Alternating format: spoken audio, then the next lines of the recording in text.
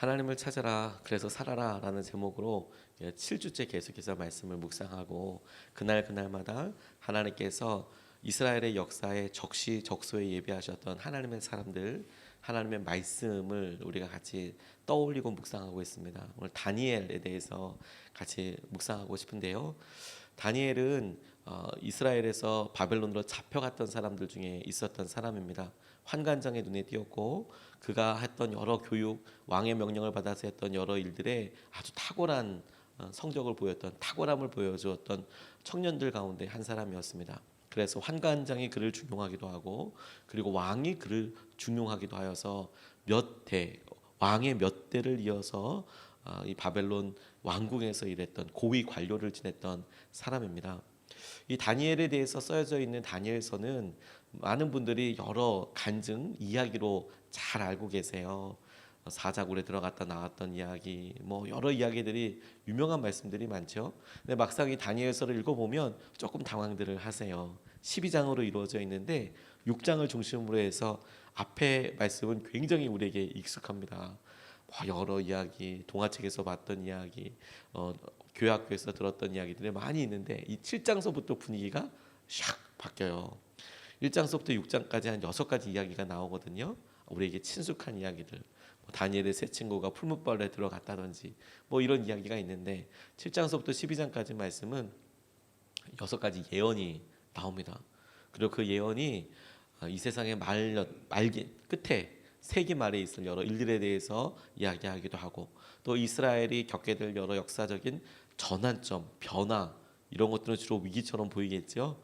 이런 일들이 또 6가지 안에 잘 나와 있기도 합니다. 이것이 예언의 형태로 있다 보니까 사람들이 이 다니엘서를 묵시록, 계시록처럼 이 땅에 있을 여러 예언에 대해서 이야기한 예언서로 분류하는 이유가 되기도 합니다.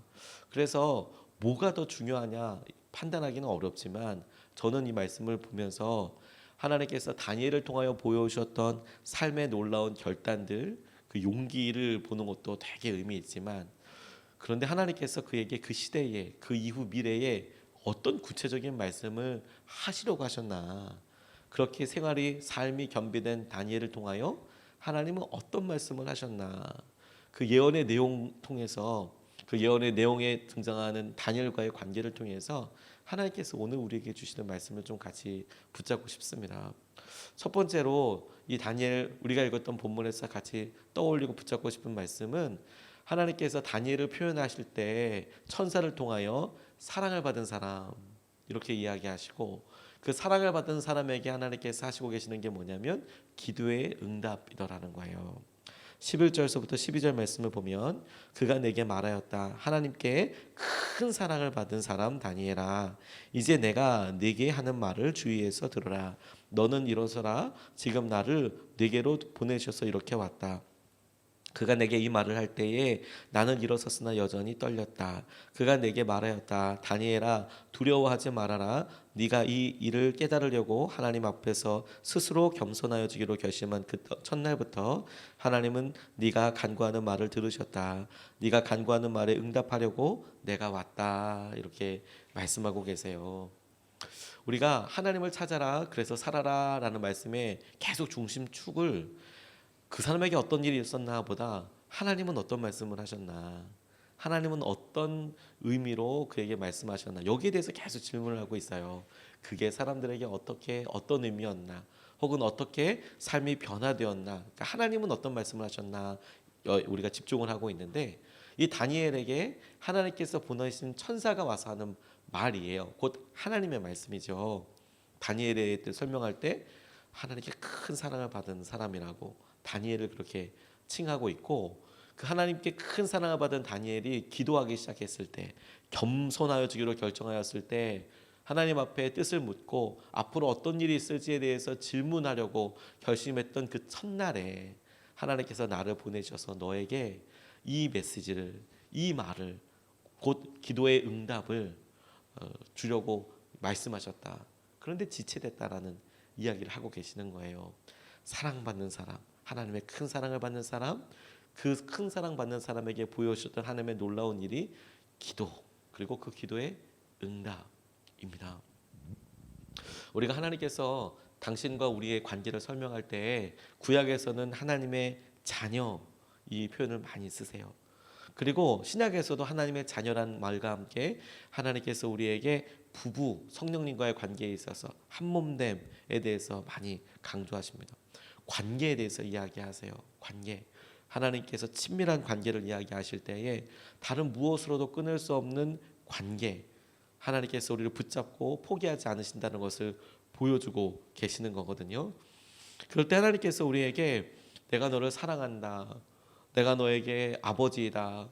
내가 너에게 네가 구하는 것을 들어주겠다.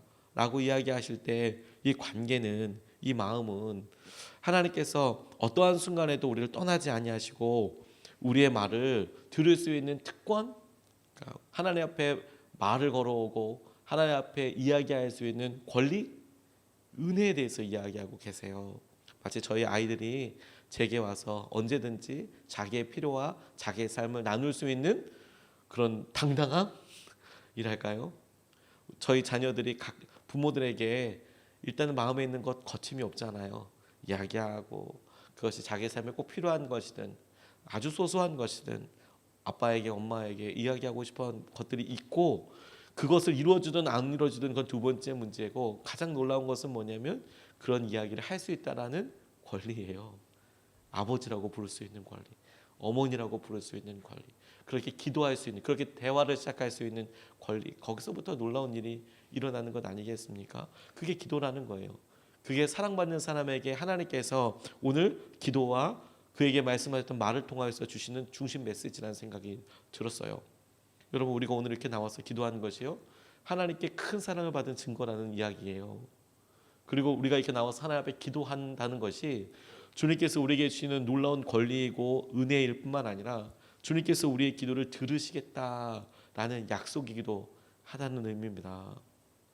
직장 사역 연구소에서 직장마다 신우회를 만들고 기도회를 하고 또 서로 있었던 일을 간증을 하는데 어느 날 그 신우회 사역에 서로 은혜를 나누는 시간에 한 신문사의 국장님이 이렇게 오셔서 간증을 하셨답니다.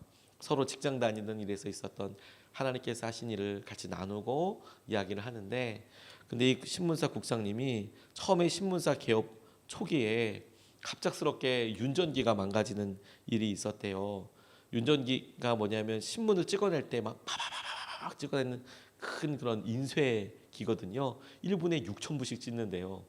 그게 가능한가 싶지만 그렇다니 뭐 저도 제가 직접 본 건 아니기 때문에 이게 파파파파팍 이렇게 소리가 막 찍는 그 신문 찍는 기계 있지 않습니까? 그 윤전기가 갑자기 망가졌대요. 그러니까 이제 기술자들이 보고 상황을 이렇게 확인을 해도 이유를 찾을 수가 없더래요. 전 사실 그 심정 알거든요. 급하게 이렇게 설교 프린트하고 그러는데 프린터가 갑자기 안 되면 너무 힘들거든요. 타이밍이 있잖아요. 신문이라는 게 다음날 나와야 되는데 그런데 그 나오는 시점을 지나면 이게 시간이 자연스럽게 걸릴 수밖에 없기 때문에 어떻게 할 수가 없거든요. 그래서 윤정이를 하다 안 되니까 안달하고 답답할 때 마음속에 하나님께서 이런 마음을 주시는 것 같더랍니다. 기도하면 수리될 거다. 그래서 그런 확신이 문득 들어서 직원들 다 내보냈대요. 나가봐, 다 나가봐, 다 나가봐. 그래서 인쇄실에서 다 쫓아낸 다음에 안수기도를 하셨대요. 윤정기는 하나님 살려주십시오. 얘 좀 고쳐주십시오. 붙잡고 기도를 하셨대요. 놀랍게 고장났던 윤정기가 다시 작동되었다 이런 간증을 하셨다는 거예요. 근데 그 이야기를 들었던 분이 자기 생각에 그의 간증이 머리에 너무 강하게 뇌리를 이렇게 팍 박히더라는 거예요.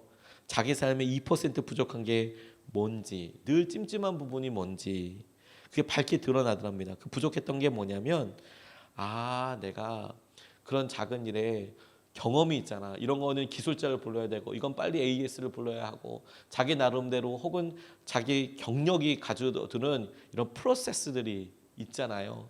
지극히 합리적이고 지극히 해왔던 일들. 근데 거기에 믿음을 쓰지 않더라. 소소하고 작아 보여도 믿음으로 첫 번째 대하지 못하더라. 그렇게 깨닫고 도전하게 되었더라고요.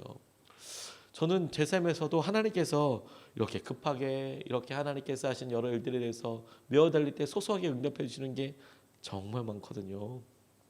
설교 나가야 되는데 진짜 프린트가 갑자기 안 되면 막막해요. 다 뜯어낼 수도 없고 그러죠?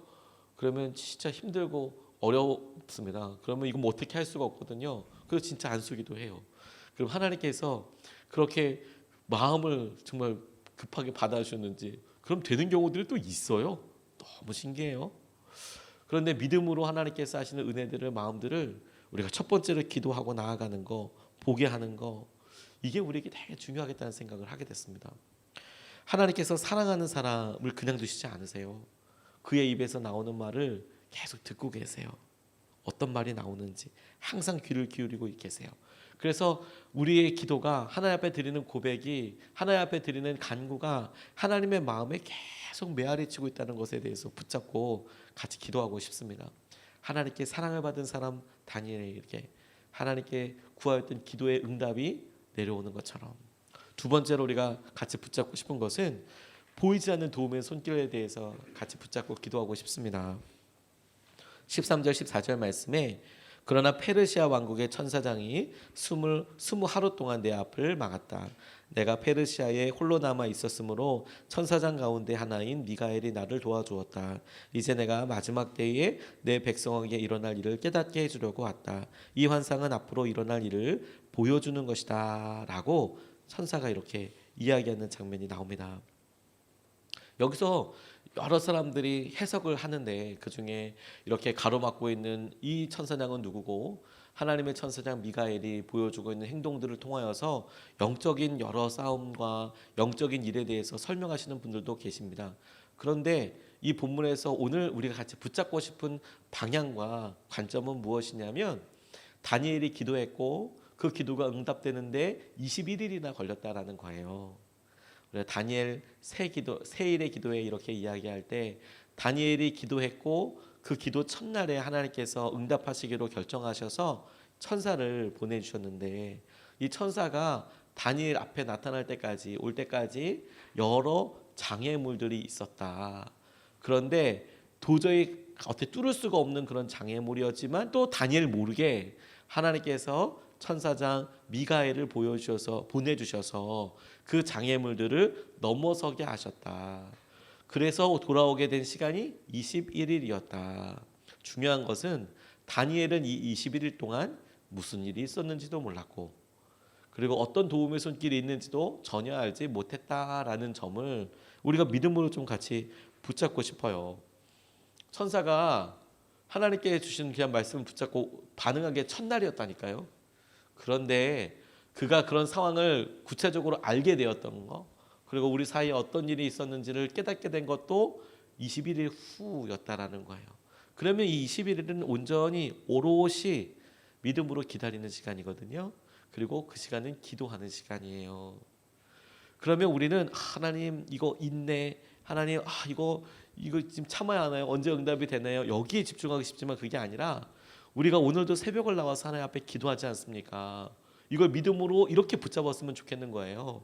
오늘 우리가 기도하는데 어제 했던 기도를 오늘 하고 어쩌면 오늘 한 기도를 내일 할 수도 있지만 근데 놀라운 것은 하나님께서 우리가 보이지 않고 우리가 알지 못하고 우리 선에서는 깨닫지 못하는 영역에서 이미 보이지 않는 손길로 돕고 계신다라는 거예요. 하나님께서 응답하고 계시고 그 응답하시는 것이 우리 앞에 응답으로 어떤 열매들로 가시적인 보일 수 있고 잡을 수 있는 어떤 걸로 우리는 아직 보이지 못하지만 우리가 다니엘을 통해서 믿음으로 붙잡을 수 있는 것은 그런데 주님은 가만히 계시는 게 아니야. 그런데 주님께서는 그 일을 해결하시고 붙잡으시고 우리의 기도를 넘어서는 당신의 응답을 허락하시기 위해서 역사하고 계셔. 일하고 계셔. 그걸 우리가 다니엘을 통해서 믿음으로 붙잡을 수 있으면 좋겠습니다. 뉴 잉글랜드 항구에서 여러 척의 배가 고기를 잡으려고 떠났답니다. 원양어업이 발전하게 된 것은 사실 나침판이나 여러 어구, 고기를 잡을 수 있는 어떤 설비들이 발달하면서 원양어업을 떠날 수 있었고 그 전에는 거의 다 근해에서 고기를 잡을 수밖에 없었어요. 왜냐하면 떠나가면 돌아올 수 있는 방법이 별로 없었거든요. 동력이 있어서 어떤 뭐 기름을 태운다든지 뭐 어떤 동력을 가지고 이렇게 갔던 배는 그렇게 생각보다 오래되지 않았습니다. 그 전에는 이 뭐 노를 젓는다든지 아니면 조금 멀리 가는 배는 바람을 이용한다든지. 근데 멀리 간다는 건 진짜 굉장히 중요한 기술이고 쉽지 않았어요. 대부분 어부들이 근해에서 가까운 데에서 고기를 잡았습니다. 근데 이 고기가 낮에 잡히는 애들은 별로 없나 봐요. 밤에 주로 조업을 해야 이 고기들이 잡히나 봐요. 그물을 이렇게 던지고 그리고 그 목에다가 이렇게 해야 이 고기들이 잡히는 거죠. 그래서 이 고기를 잡으러 나갔는데 풍랑이 일기 시작하더라는 거예요. 이 바다 풍랑이 무서운 게요. 깊은 바다에서만 무서운 게 아니라 이 가까운 근해 여기도 무서워요. 이 물이 일단 뭐 뛰기 시작하면 뭐 사람이 할 수 있는 방법은 없죠. 그러니까 난리가 나는 것 같습니다. 근데 밤에 배가 한 척도 돌아오지 못했대요. 그러니까 온 동네 사람들이 모여서 기도를 했답니다. 하나님, 풍랑이 잔잔해지게 해주십시오. 남편들이 다 나가 있으니까 하나님 풍랑이 잔잔해지게 해주십시오. 그렇게 간절히 기도하기 시작했대요. 근데 그럼에도 불구하고 이상하게 풍랑이 더 치더라는 거예요. 기도는 되는데 바람이 계속 불고. 그러니까 기도하던 그 마을 사람들이 하나님께서 응답해 주시지 않는 거 아니야? 이런 생각이 들고 야속하기도 하고. 근데 설상가상으로 한 오두막집에 불이 났대요. 그 사람들이 또 기도하기 시작했어요. 그 불을 끄기 시작하면서 하나님 저 불이 빨리 꺼지게 해주십시오. 이 풍랑 속에서 사람들은 풍랑 속에서 헤매고 있는데 집까지 불에 타버리면 어떻게 합니까? 우리는 어딜 갑니까? 막 그래도 이제 기도하고 막 끄면서 막 기도하기 시작했대요. 근데 이상하게도 바람이 더 세게 불더라는 거예요. 집이 아주 그냥 활활 잘 타는 거죠, 뭐 그냥. 나중에 사람들이 불 끄고 또 기도하면서 이렇게 하다가 낙심이 되어서 주저앉아 버렸대요. 원망 어린 기도가 나오고요. 도대체 주님 어떤 분이신가? 우리가 기도할 때마다 왜 반대로, 왜 거꾸로 응답하시나? 풍랑을 잔잔하게 해달라고 하니까 바람이 불고 불이 꺼지게 해달라고 했더니 불이 더 활활 타오르고 이게 무슨 일이냐? 이런 생각이 들어서 섭섭하기도 하고 힘들기도 했다는 거예요. 모두 그렇게 낙심해서 쓰러졌는데 다음 날 놀랍게도 그 고기를 잡으러 갔던 사람들이 귀환을 했다는 거예요. 풍랑도 잔잔해지고 날이 밝아오기 시작하니까 배들이 돌아오더라는 거예요. 근데 배가 돌아오니까 그 여자가 거기 있었던 사람이 기쁨도 잠시고 근데 여보 우리 망했어. 우리 집이 다 탔어. 이거 불탔어. 뭐 엉엉 울기 시작하더라는 거예요. 그랬더니 이 돌아온 남편들이 뭐라고 했는지 아세요? 이게 무슨 소리냐고. 우리가 지난번에 밤에 칠흑 같은 밤바다에서 헤매고 있을 때 그 불빛 때문에 표류하지 않고 이 항구로 찾아올 수 있었다는 거예요. 밤에 밤새도록 불이 나니까 저긴가 보다 저기. 그 밤에 칠흑같이 밤에 밤하늘도 보이지 않고 별도 보이지 않고 휩쓸려 버리면 이게 뭐 어딘지 알 수도 없고 그런데 그 항구에 이렇게 불나는 거 보고 저기구나 저기 사람이 있는 데겠구나 저희가. 그래서 거길 보고 풍랑과 계속 싸워서 그래도 안전하게 잡아서 돌아올 수 있었다라는 이야기입니다. 우리가 하나님께서 우리 삶에 우리 기도의 완성형으로 우리의 기도의 응답을 보여주실 때 하나님 왜 그런 일이 그렇게 있었습니까? 왜 그때 그런 일이 우리에게 그렇게 보였습니까? 우리가 잘 몰라요. 모자이크에 혹은 아이들이 맞추는 퍼즐에 한 장면들처럼 군데 이렇게만 가질 수 있고 또 완성된 모습에 이거가 없네 이렇게 거꾸로 생각할 수도 있어요. 그런데 이것이 완성되고 나면 하나님께서 우리에게 그래서 그렇게 일을 하셨나 보구나. 그래서 그런 일들을 경험하게 하셨구나. 그래서 하나님께서 그와 같은 일들이 더 놀라운 은혜와 통로가 되게 하시도록 그렇게 이끌어 주시는구나. 그렇게 깨닫게 되는 날이 온다니까요. 오히려 그 길이 더 빠른 길이 될 수도 있어요. 돌아갔다 싶은데 요나가 토껴가지고 이렇게 도망갔는데 그 길이 더 빨리 가게 갈 수 있어요. 더 마음 잡고 가는 길보다. 그러니 오늘 여러분 우리가 믿음으로 하나님께서 우리에게 응답해 주셔. 그것을 붙잡아 나아가서 거기서 더 나아가서 우리 눈에 보이지 않아도 이 눈에 아무 증거 아니 보여도 주님께서 우리에게 보이지 않는 놀라운 손길로 지금 돕고 계셔. 오늘도 주님이 우리를 붙잡고 돕고 계셔. 그것을 붙잡고 같이 기도할 수 있으면 좋겠습니다. 오늘 두 가지 말씀을 같이 나눴어요. 사랑하는 사람, 그 사람에게 있는 기도의 응답에 대해서.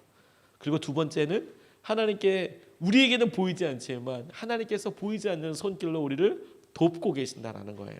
이것을 붙잡고 우리가 두 번 나눠서 같이 기도하고 싶습니다. 첫 번째 기도는